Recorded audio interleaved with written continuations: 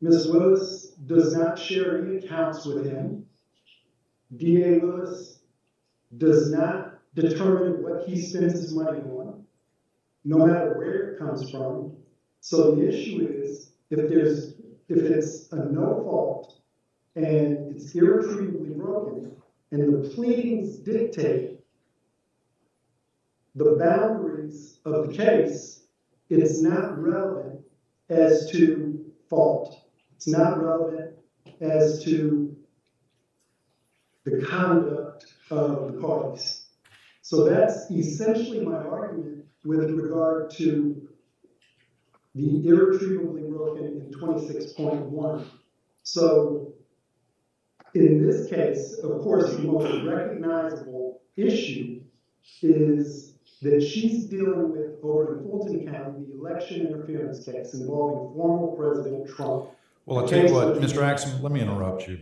Let me ask you just to focus on the part of the law that says the proposed opponent lacks unique personal knowledge of any matter that's relevant. Are you saying that your client lacks unique personal knowledge that could not be discovered some other way?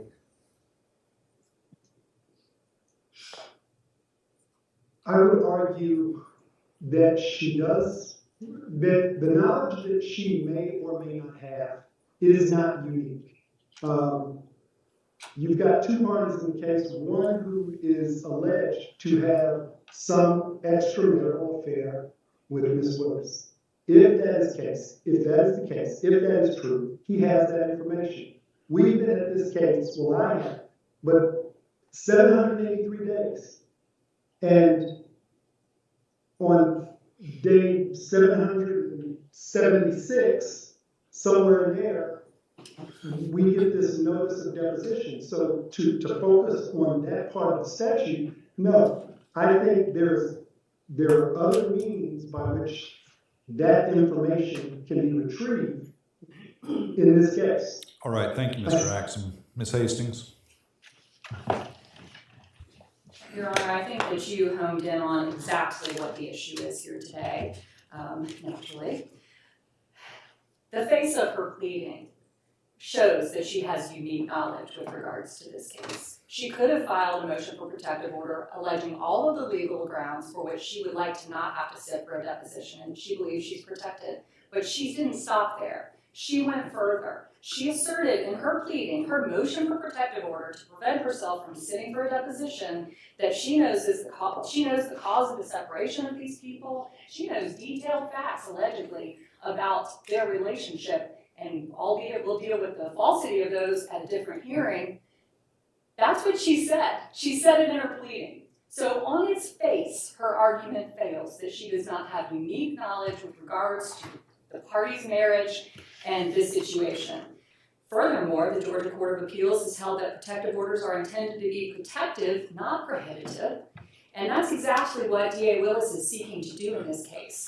She's not seeking protection, she's seeking prohibition of our ability to access facts. I can state as an officer of the court in my place here today that the first time in the 783 days that this case has been pending, the first time that I heard that the alleged cause of the separation was some false claim with regards to my client in 2017 was in her pleading. So I have questions, and that's just the beginning of it. Furthermore, Your Honor, the black letter law in the state is that in divorce cases in which equitable division of property is at issue, the conduct of the parties, including evidence of a spouse's alleged adultery, is relevant and admissible. We don't have to plead adultery in the initial petition, but we also have the ability under OCGA 91115 to amend the pleadings anytime up until the entry of a pretrial order. We have the right, regardless of whether or not the grounds for divorce alleged in the petition is that the marriage is irretrievably broken, to discover information with regards to adultery. We have questions. I want to know about how he's been spending his money. I have a reason to believe he's spending it on another woman. That's my client's money.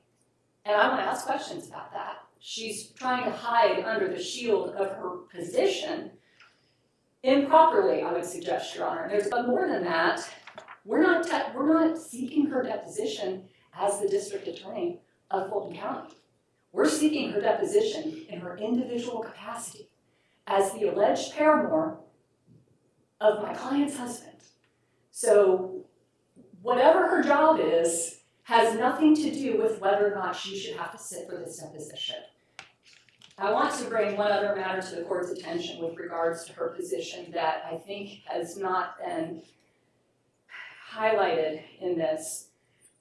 With regards to her position, in her motion, page 9, top of the page, she stated unequivocally, DA Willis stated, that if we pursue this subpoena, we are obstructing justice. Yeah, you know, Ms. Hastings, that's why I told Mr. Axum to stay away from that, because I don't really want to hear that today. Got it. Okay. Okay, Ms. Hastings, correct me if I'm wrong, but in the over 2 years this case has been pending, we have yet to hold an evidentiary hearing where we heard testimony of either party. Is that correct? That is correct, Your Honor. We've been up to now dealing with discovery disputes. Yes, Correct? Your Honor. Okay. And neither party has been deposed. Correct. All right. All right. Well, both sides have good points. Ms. Hastings, I agree with. The irretrievably broken does not prohibit you from presenting evidence of adultery if that's relevant to an equitable division of the marital estate or marital assets. So I agree with you there.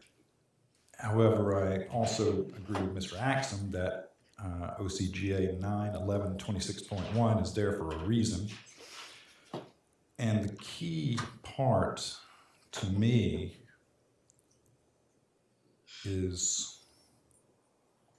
whether the proposed opponent lacks unique personal knowledge or has unique personal knowledge of a matter that's relevant to the subject matter.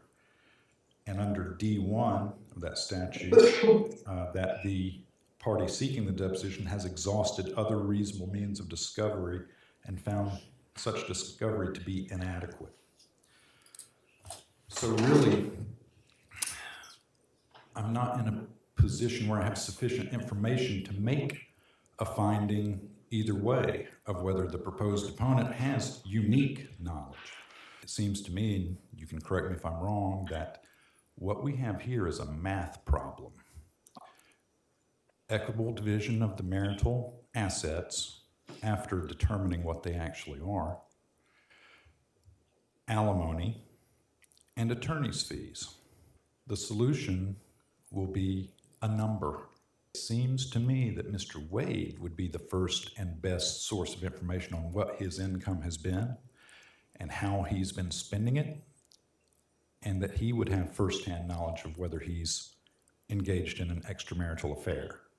Only after I hear what Mr. Wade has to say do I think I can make a determination of whether the proposed opponent has any unique knowledge about these issues. So, with all that being said, I'm not prepared, Mr. Axum, to grant your protective order, but since the deposition is set for tomorrow and our first evidentiary hearing is set for the 31st, I will issue a stay, and I will stay the deposition until I'm in a better position to make a determination of whether the proposed opponent would have any unique knowledge, unique being the key word there, that is not possessed by Mr. Wade himself.